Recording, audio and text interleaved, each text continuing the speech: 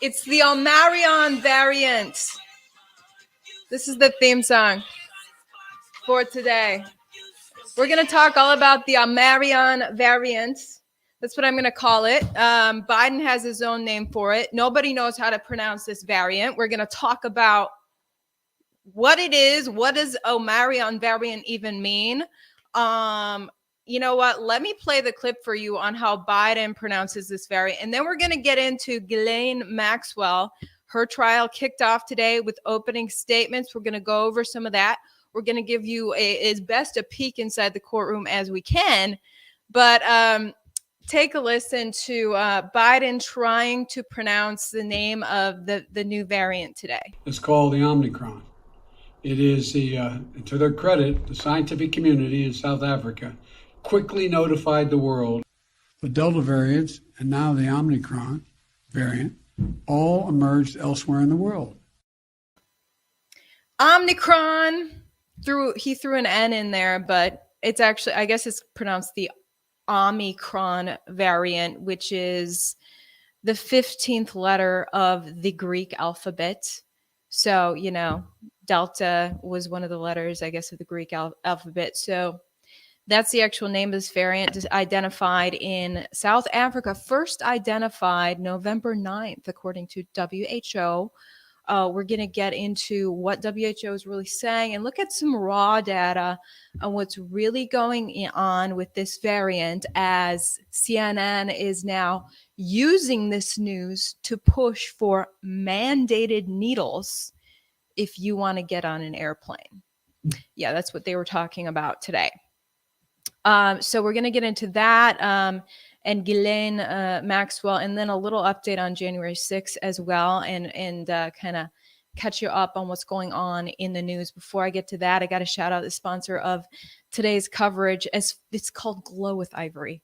As far back as history can track, humans have tried to reverse aging. We hate seeing our faces age, and while some solutions do work, most of them fall short.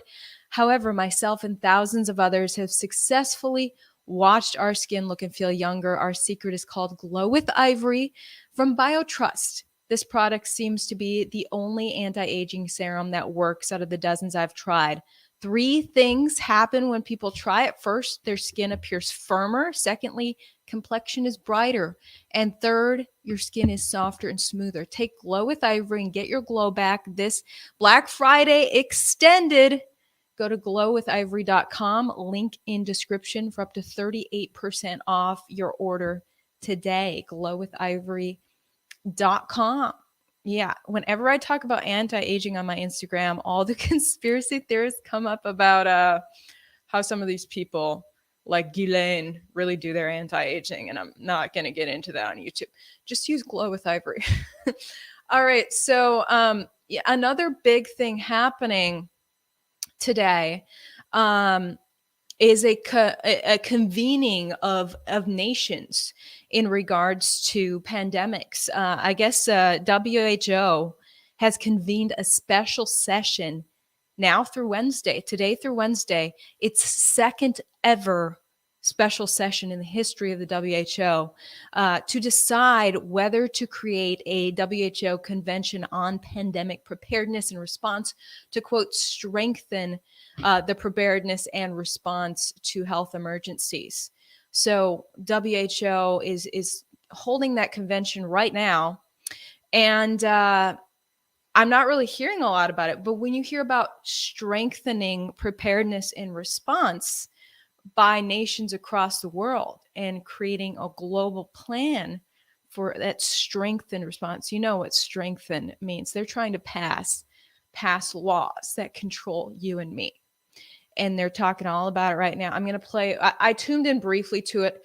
I'm going to play a little bit from the Ecuadorian representative speaking at this special session, second ever in history by the WHO, just today. Take a listen.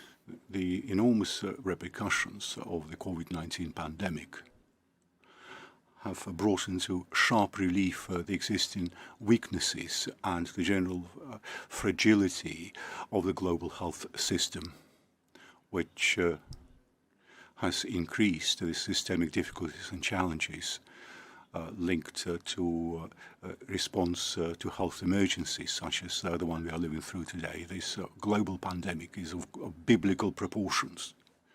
It's a crisis for which we were not prepared. Biblical proportions. The hysteria continues. Checking your comments right now. Make sure you guys can hear me all right.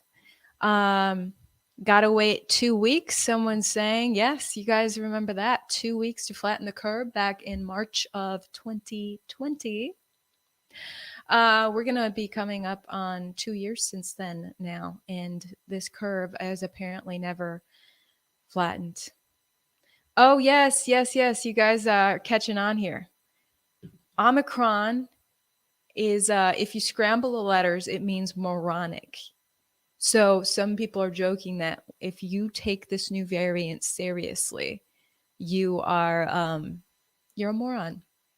That's the sentiment of a lot of people in America right now. How do you guys feel about this? Are you taking this new variant seriously? A lot of people are literally like, have this response of like, not again. Not, are you freaking kidding me? How gullible do you guys think we are? So I'm going to get into what some of the alleged raw data from WHO on where the heck this variant really came from, how it came to be discovered and all this. So let me show you guys. So what we got, the update today from Biden. Oh, Biden, I almost said Obama.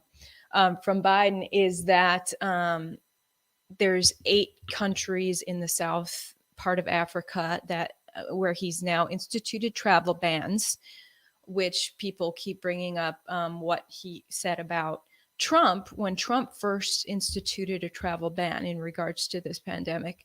Biden basically called him xenophobic, and now Biden's doing the same thing and touting it proudly as he spoke today, that how aggressive he was with his actions against this virus. Was tuning into CNN today. They are calling for the mandate of the needle if you want to fly. CNN saying, that's the way to do it. Also, CNN had an expert on saying, really, you might have to forfeit your Christmas plans with family with this new variant. But here's the catch. You're going to have to really watch the news for the next week or two. You're going to have that news on every day for updates to decide whether you're going to nix your family Christmas plans. Of course, CNN would have someone saying that. That's great for ratings. You guys got to realize with the corporate news, this is all about ratings. If they can get people to watch this new variant closely to see if they need to cancel their Christmas plans, that is fantastic ratings. So just keep that in mind. I want to share the screen with you guys and show you kind of the origins of this. Okay, let's get straight to the dashboard. Here's the WHO dashboard on all of the COVID cases. And you can see the darker the blue, the more cases. So Omicron or Omicron variant came from Africa. You can see Africa historically has had the least cases over the course of this pandemic. It's light blue, despite low needle numbers and despite using that goofy drug that starts with an I that horses use. Yeah, a lot of the people in Africa use that. So despite them using that, they have low cases for something. I have no idea why their cases are so freaking low in Africa when they're using that I word. Surely it's not connected. But anyway, we do zone into South Africa where they actually, you see it's darker blue there. Let's click on South Africa. And make sure you guys can see my screen all right? Okay, cool. So South Africa, you can see the number of confirmed cases and deaths. It's higher. Now, Biden has actually banned all these countries right here. Every one of these countries, they can no longer come to the U.S. if we scroll down here, we can look at the history of both cases and deaths in South Africa. So there's been 3 peaks. So if we go over some of the write up from WHO today, they were talking about there was the original like Alpha variant, and then there was the Delta variant, and now there's the Omicron. It's hard to pronounce. Omicron. The way Biden pronounced it now, I just want to pronounce it like him. The Omicron variant. I'm going to say that. So we have these cases. Okay, you see here. Here's where everyone got the needle. Okay, and then the cases went way down, and then we had this resurgence that people blamed on the Delta variant, which kind of obliterated the effectiveness of this needle. Then cases dipped way back down again. And right here, guys, can you see that? That is what they're calling the Omicron variant. So what people saw here in November, they're saying they first identified this variant, which November 9th. Okay, so cases were very low there. And I've interviewed a doctor who keeps it pretty real with me, Dr. Joseph Verone here in Houston.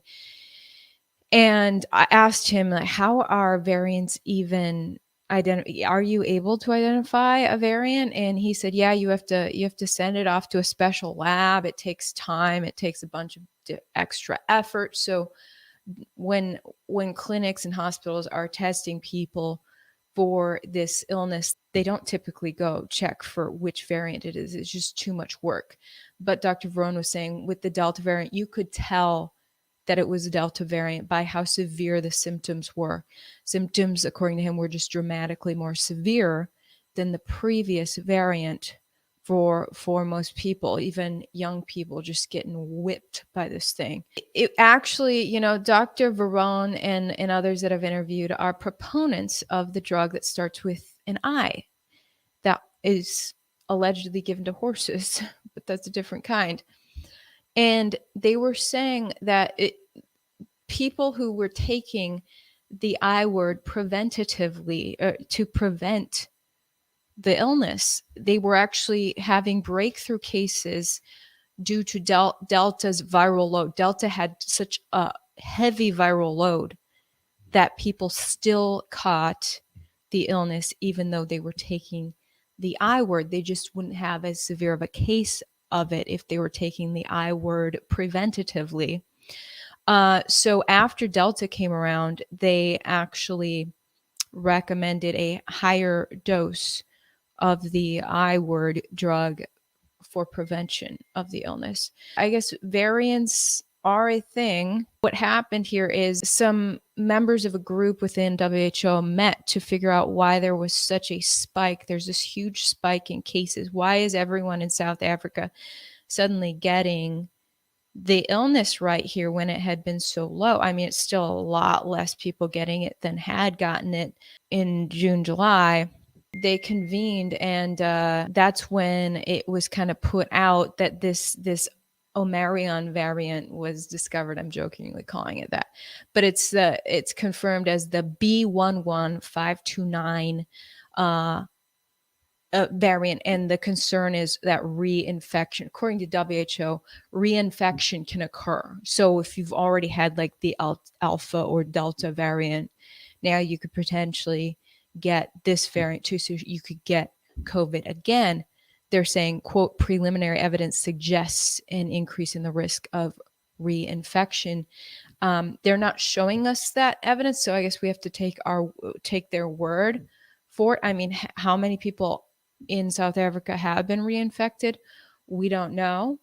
They're saying that their PCR tests there in South Africa can actually detect whether it is the Omicron variant. It says here several labs have indicated that for one widely used PCR test, one of the 3 target genes is not detected, called S gene dropout or S gene target failure. And this test can therefore be used as marker for this variant. So if the S gene doesn't show up, that means it's the Omicron variant, they are saying. Now, does this variant pack a tougher viral load? Does it pack more of a punch like the Delta variant? It's still somewhat unclear on that. If we look at this bottom chart here, these are the deaths in South Africa, and you can see there was a tiny uptick in deaths compared to the previous week there, November 22nd through November 15th. The number of deaths is dramatically lower of a spike compared to the spike in cases, but that doesn't really tell us much right now because it takes longer to actually die, right? You can be in the hospital for like a month and then die. So I would recommend going over to FLCCC. I put an in there purposely because I think social media outlets don't like us talking about that. .net. Okay, FLCCC .net. That is Dr. Verone, Dr. Pierre Corey, and some other very elite doctors who've been at the forefront of preventative treatment when it comes to this illness. They are monitoring the situation and seeing, does this new variant, if it is real? I mean, we are seeing that uptick in this chart here, and people are saying it's due to a new variant. Does it pack a bigger viral load, and how do we treat that? They're watching it closely, and they are utilizing every repurposed drug that they can. There's countless drugs out there in the market that already work for treating this illness that big pharma and big hospitals are throwing out and saying there's no money in that. We're going to act like it doesn't help. Well, these doctors at the website I just mentioned actually put a lot of work into studying and utilizing that, and they're actually monitoring serious studies that are taking place and seeing what's really effective. And they are saving so many lives, and it's kind of like the underground movement to save lives across the world right now is tuning into them. They actually have like global Zoom calls, and some of that information is all on their website, with people who are both individual clinics and nations who are serious about saving their people's lives. There are a lot of nations who have their establishment blinders on, and they're saying, oh, these drugs like the I word are goofy, and we're going to spread propaganda about how they're for horses, and actually ignore peer-reviewed research on this. So go check those. Again, it's FLCCC.net. Check out that website and see if we'll see how the doctors there are monitoring the situation. Dr. Corey spoke with him briefly today. It's a very busy day for him, kind of looking at this new variant. But, Biden was like, don't panic about it. CNN is panicking about it. And pushing. Biden did say, oh, let's use this to get the needle in all of our 5-year-olds. In his press conference today, he was pushing everyone with kids 5 and older to go get that needle and go get your boosters. And mix and match your boosters. The story is still going that if you mix and match your boosters, it's supposedly more effective. But let's circle back to this. If we look at these charts, the charts across the world are very similar. If we look at this chart in front of us here from South Africa, where, people really started getting the needle in January, then there was that dip, and then there was this giant spike. In fact, it looks like a spike bigger than ever before that went longer than ever before of intense cases of the illness. And if the needle works, then we wouldn't have seen that.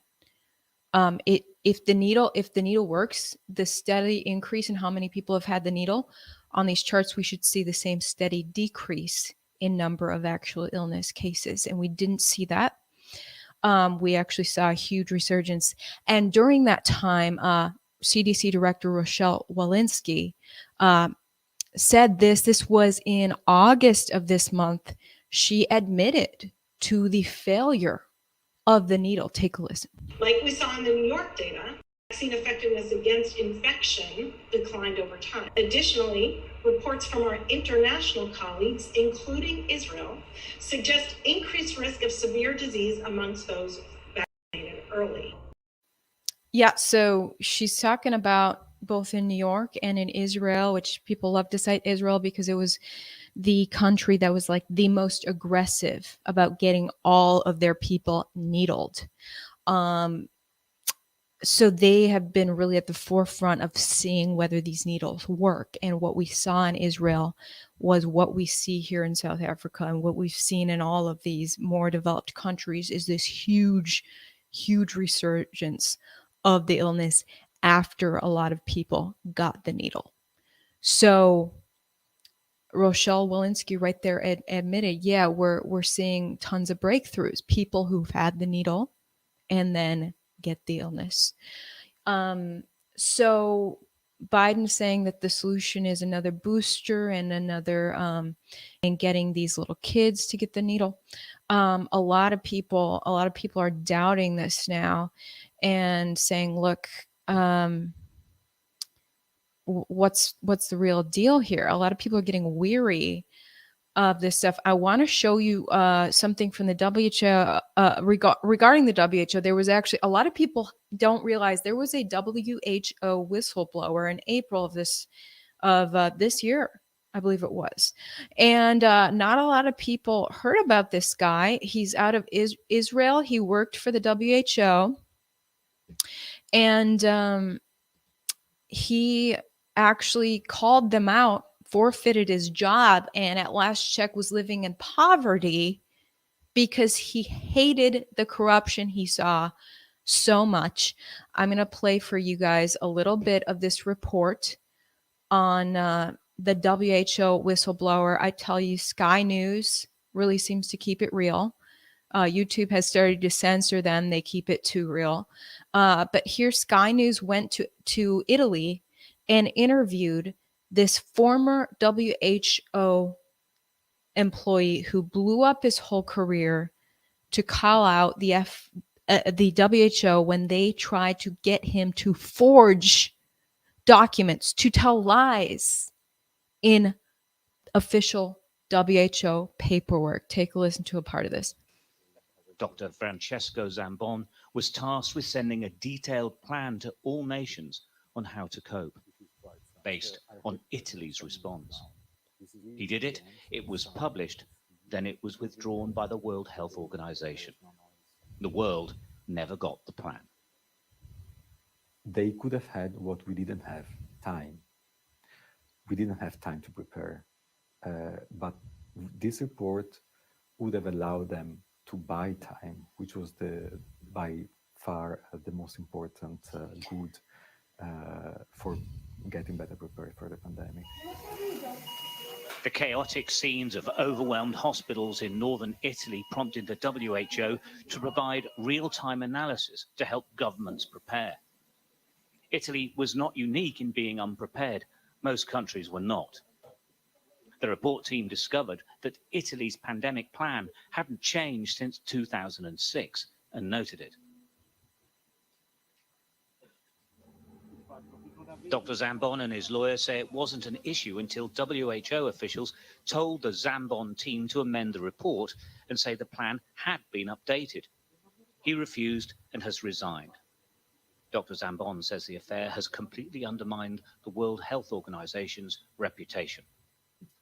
I think that the problem here is about the lack of independence and lack of transparency of the World Health Organization. The mandate of the organization is to preserve, to promote the health of the citizens of the entire world. And the story that happened in a year shows that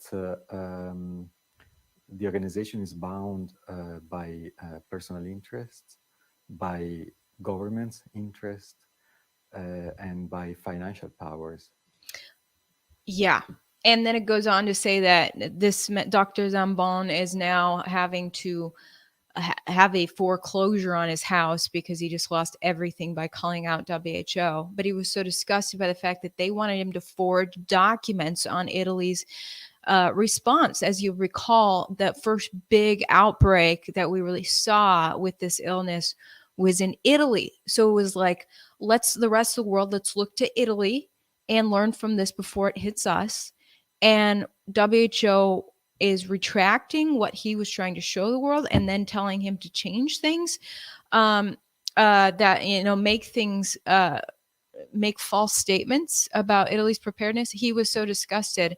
I'm actually shocked that this report is still up on YouTube, because YouTube worships WHO as the holy grail of truth in any sort of response. And here this guy is exposing them as being compromised by special interests.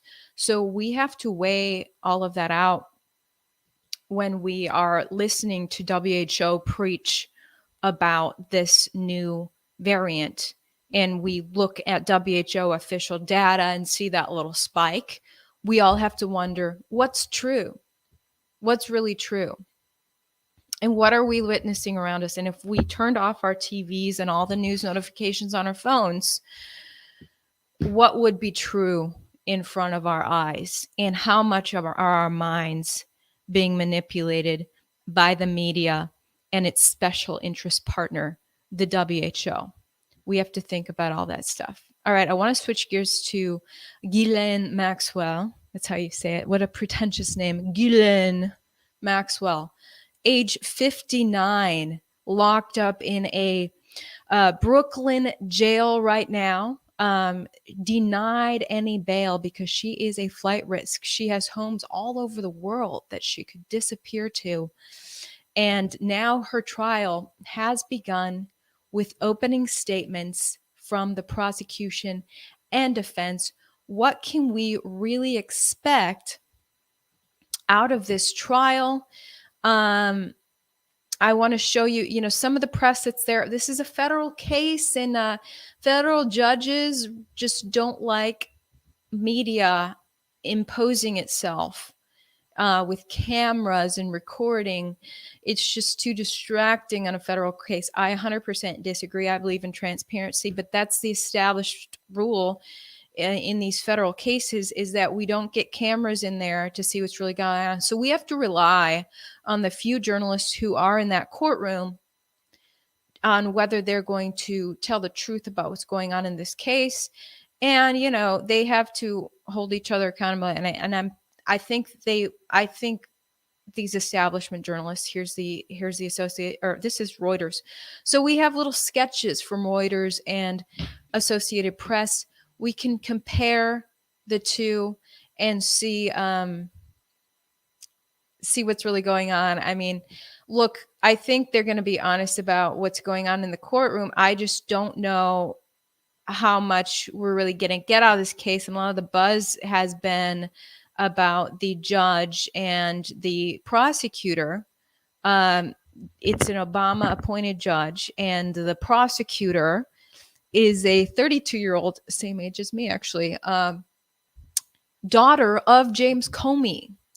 The prosecutor is the daughter of James Comey. And James Comey is buddy with people like the Clintons, right? And then the Clintons are buddy with Maxwell and her former boyfriend Epstein. So if they're the ones holding her accountable, are they really going to hold her accountable?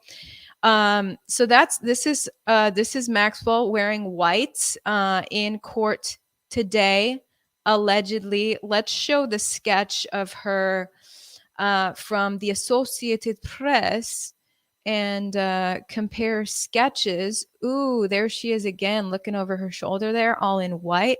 Let's see if they show her storming into the courtroom. There she is, storming on in. Quote, in this courtroom sketch, Ghislaine Maxwell enters the courtroom escorted by U.S. Marshals at the start of the trial, Monday, November 29th, 2 years after her old man, Jeffrey Epstein, died in jail. So Maxwell and Epstein were partners in crime, prosecutors say. So the prosecutors are trying to prove that she was his partner in crime. And then the defense's argument in the opening statements today was that look, she was just like his puppet to blame, but she is once again an innocent woman that, like, all these men just try to throw blame on the woman because she was around him. It's because of her, So the defense is putting out this feminist argument saying, poor little Ghislaine, she's innocent. But again, that is this is Comey's daughter, James Comey, FBI, who James Comey was fired by Donald Trump from the FBI. So, and this judge, I want to talk a little bit about the judge. Let me show you guys this headline. Let's not forget this headline from March.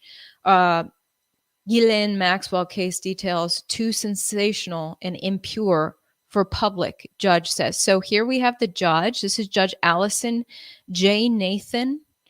49 years old. Here's Ghislaine Maxwell, 59 years old. And the judge here is agreeing to hide pertinent details from coming out in the trial. Too sensational and impure for the public?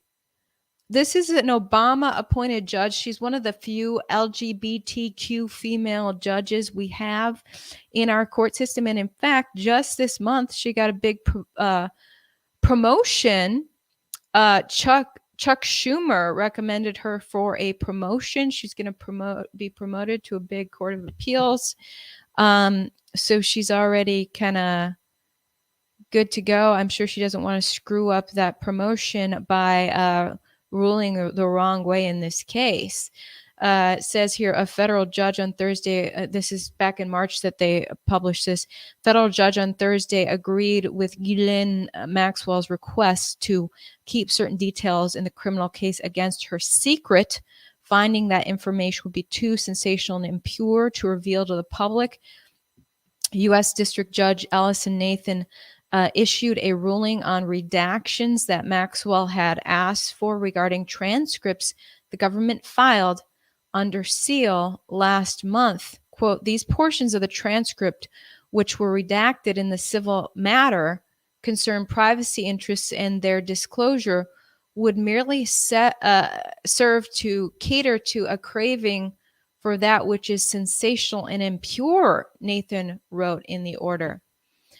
So a lot of people are hoping that these powerful associates of Ghislaine and Jeffrey would be exposed in this trial, which, by the way, is supposed to last 6 weeks. It's expected to be a very long trial compared to some other trials. And already with the jury, the 12 jurors and 6 alternates have been selected.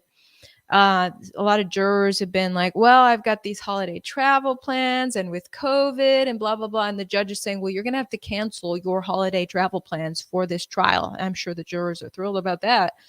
But, things like that could delay the trial and have it drag on more. And this is a big case, and it's going to take time to lay out the evidence in this trial. But a lot of evidence, it sounds like, is going to be withheld.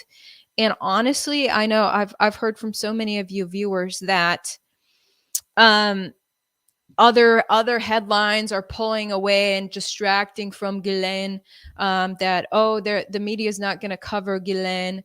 Honestly, I think the media is going to cover her every day. And I think that her case is going to be covered in a fluff way that is going to serve as distraction itself. I know you guys want to get to the truth about her and Jeffrey Epstein and their associates and what's really going on with child sex trafficking.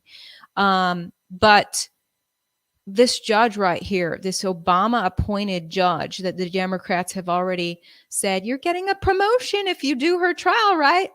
In addition to the prosecutor who's supposed to really be getting the truth about Ghislaine, who's the freaking daughter of James Comey. And the judge already saying we're going to withhold sensational and impure details about the other people that Ghislaine and Epstein hung out with.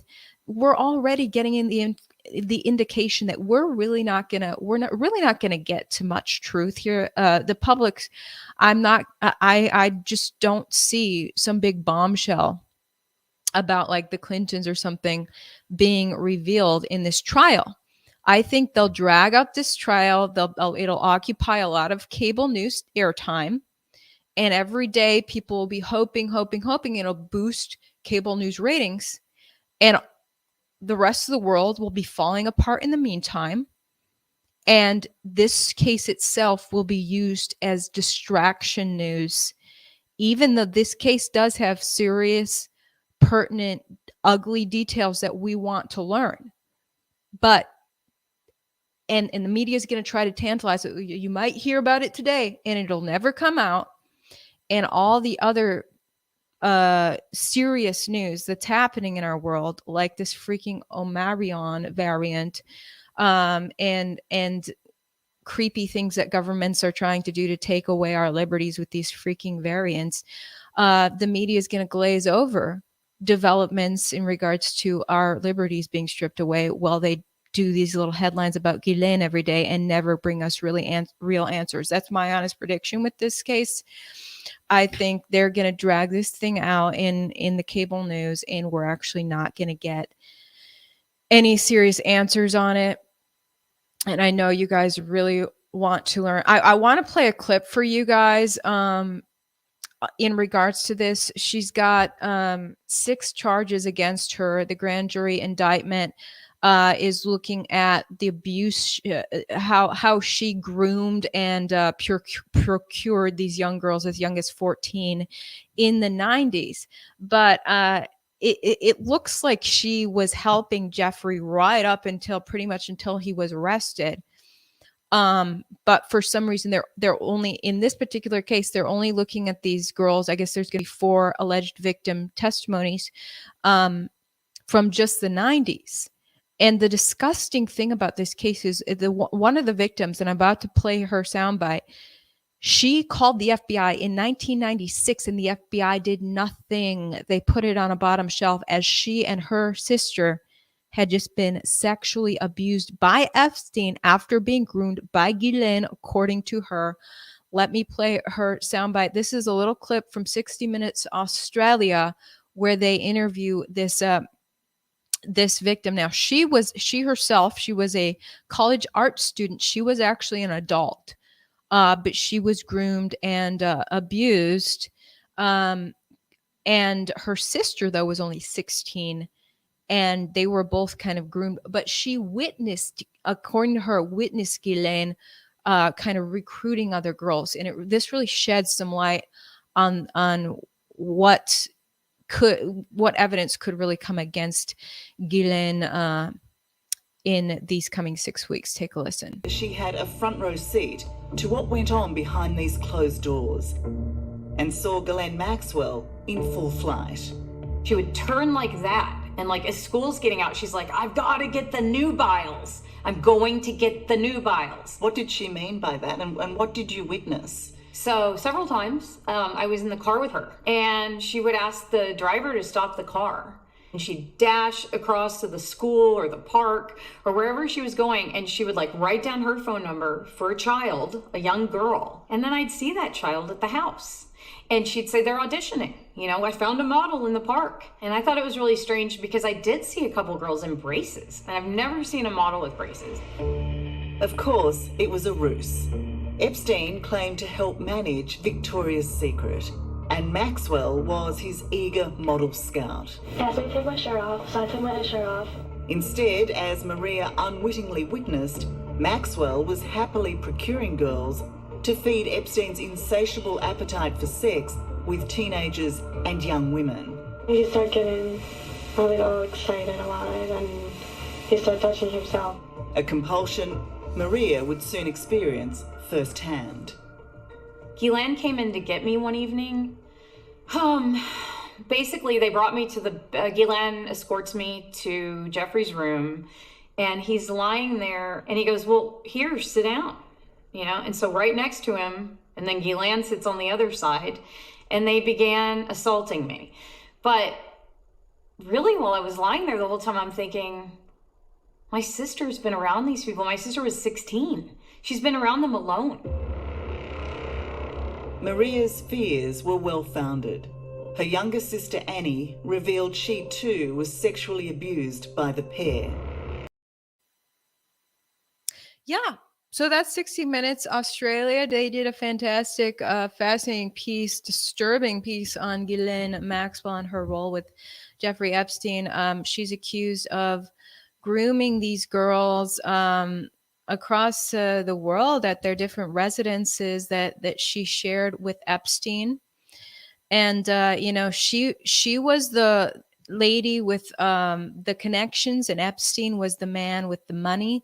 And together they just really tried to accomplish some creepy things.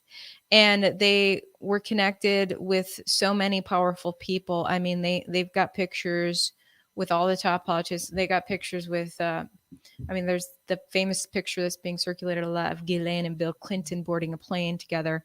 Then there's the pictures of Ghislaine and Epstein with Donald and Melania Trump.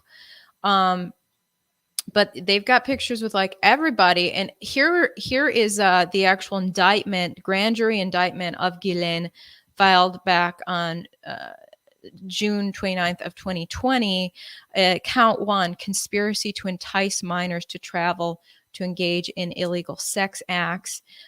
So their prosecution is going to be establishing the close relationship of her and Jeffrey, showing pictures like this one of, I guess they're going to be showing her and Jeffrey swimming naked together to show how close they were. And then it talks about, apparently the grand jury was able to see evidence of her undressing in front of the young girls, and then getting the young girls to undress in front of her and Jeffrey as a warm-up for some of these sensual massages and sex acts that ended up happening.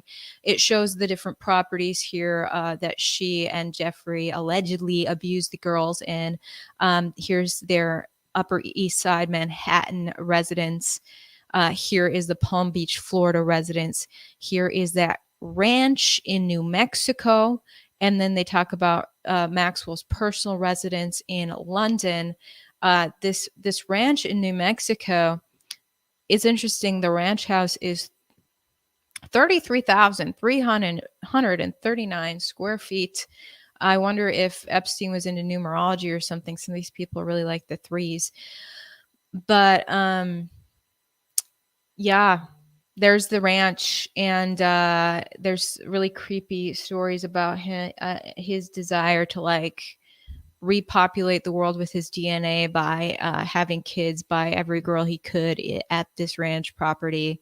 But there's testimony from some of the women who were at that property that in his basement, he had these big computer rooms, monitor rooms, where he had screens where he actually had hidden cameras all over the property, including in the bedrooms of where his guests would stay.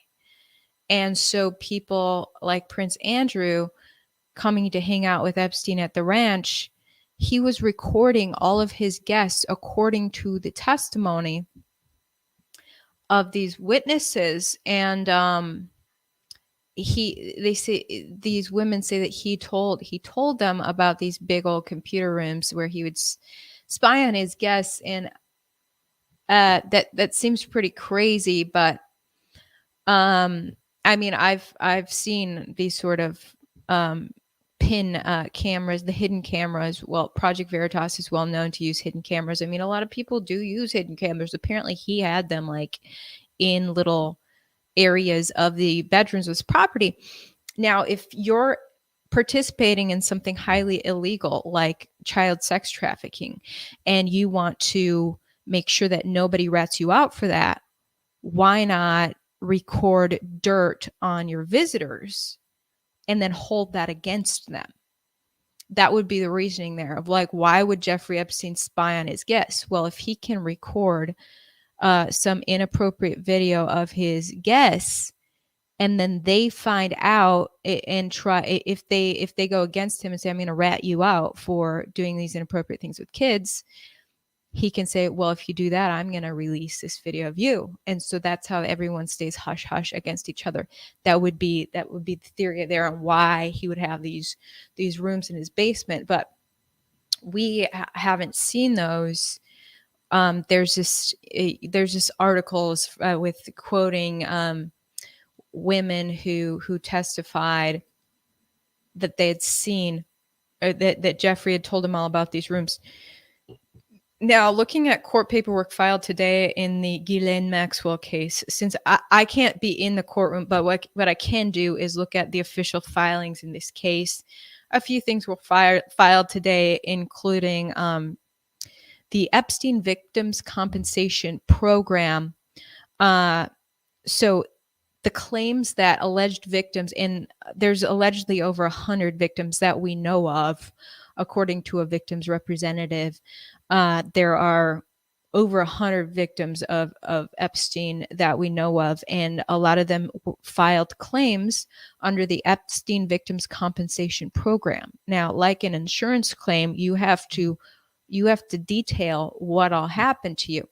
And the new filing today was that those claims filed detailing what these alleged victims went through are now going to be submitted to both the prosecution and defense to use in the case to try to convince the jury of their side of things. So the claims filed under that program, which, by the way, allotted $125 million, awarded that much money to the alleged victims, that those claims are now going to be used in the case as well. Another thing that was filed today was another redaction. Actually, the judge agreed to more redaction. This redaction was to protect the identity of some witnesses, I guess. You know, when you're talking about surviving something horrific like that as a kid, a lot of people don't want to put their identity out there. You know, we've seen the victims who did want to come forward. But if a victim goes through that hell and doesn't want that to be their identity online for the rest of their lives, and sometimes they just want to testify in anonymity. And one of the filings here was to grant some of that anonymity. So it's we'll see how much transparency happens in this case, but I'm not expecting any huge bombshells. I really think that the establishment really protects themselves, has each other's back, and it's clear that the prosecution and the judge are part of the establishment. And I think we should just not have our blinders on with it. Don't just be like Ghislaine for 6 weeks. We need to realize what else is happening in our world too, because I think some big news is going to be developing, and Ghislaine's case is actually going to be used as a distraction where they make you hope that the Clintons are going to finally be called out, and all they're going to do is distract us with this dragging on trial while they commit other scandals behind our backs. You're saying we need to pray for huge bombshells. Yeah, we can pray, but I don't think we're going to see that. Yeah, you're saying that he was blackmailing people with loads of money, underage handmaids. Yeah. So how many of Epstein's buddies were really in on this creepiness? You know, when we're looking this trial, and why Ghislaine is being tried only for these crimes in the 90s.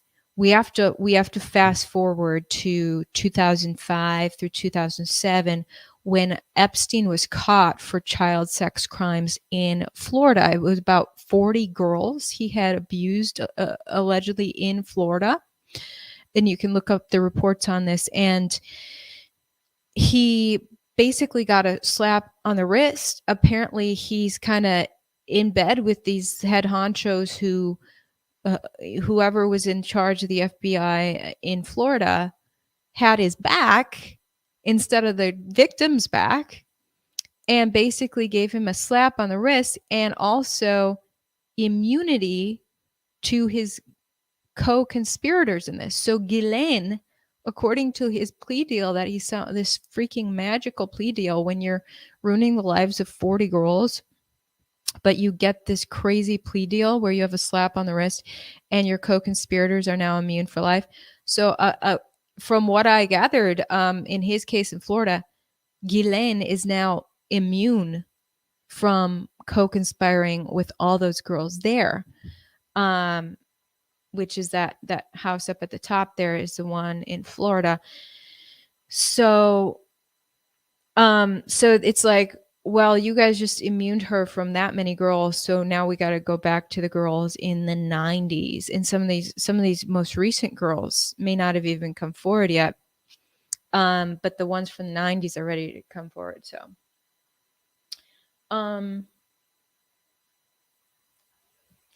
yeah, I'm looking at your comments here. That pretty much wraps it up. I'm just like, don't get too much tunnel vision with her case. Yeah, hopefully something comes out. But this is a really regulated case where only special establishment media are invited in to the courthouse. Those are the gatekeepers of what comes out of there. And the judge is also another layer of gatekeeping. So there's so many gates to the truth that how much are we really going to find out here? The judge is already saying we're going to withhold a ton of dirt that you shouldn't know.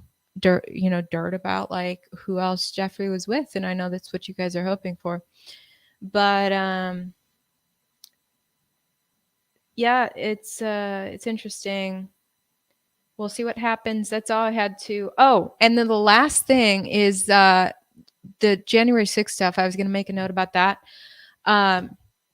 January 6th, the man who they have decided, both prosecution and the judge decided this man, Jake the Viking guy, is going to be he's going to be the example that we're really going to hit him hard with the most brutal prosecution. So they just sentenced him for like 3.5 years in prison, the hardest sentencing of any of the people, even though he was completely nonviolent, went in there, said a prayer. There's all this video documentation of exactly what he did in the Capitol. Anyway, he ends up with this lawyer. These high profile lawyers across the nation, when they see alleged criminal making headlines, they try to pounce on this guy. So this lawyer came after Jake the Viking guy back when he was first arrested, was like, I want to represent you. And he was like, okay. Well, the lawyer turns out to be a huge anti-Trump, huge leftist lawyer, when Jake the Viking guy is a huge Trump supporter. And the lawyer, actually, it was obvious, he's going on CNN trashing his own client, trashing the other January 6 people. It was clear that this lawyer despised his own client. So the lawyer, basically, it appeared, worked with the prosecution and the judge to slap Jake the Viking guy with a huge sentence. And it finally dawned on Jake that maybe I'm getting ripped off by my lawyer. It's hard to figure out what's really going on, how to compare your situation to others when you're living in solitary confinement like he was for over 300 days of this year. And finally, through like members of the public writing to him, he was like, well, everyone's telling me I should be leery of my lawyer. Maybe I should. So the update today is that he just got a new lawyer. It's official. John Pierce is now his lawyer, which, by the way, is the former lawyer of Kyle Rittenhouse. there was confusion last week about whether he was really getting a new lawyer, because his old lawyer was like, no, I still represent this guy. And the new lawyer's like, no, I do. And it was like, what's the truth? So the judge literally had to call a special status conference today to say, Jake, who's really representing you? And turns out Jake is like, yeah, I'm getting rid of my old crazy leftist lawyer, and I'm going to get this lawyer who's actually representing 22 other January 6 people. And I was going to share you that screen, but it has words that YouTube doesn't like on it. I was going to show you an article about that, but YouTube doesn't even like me to talk about this guy.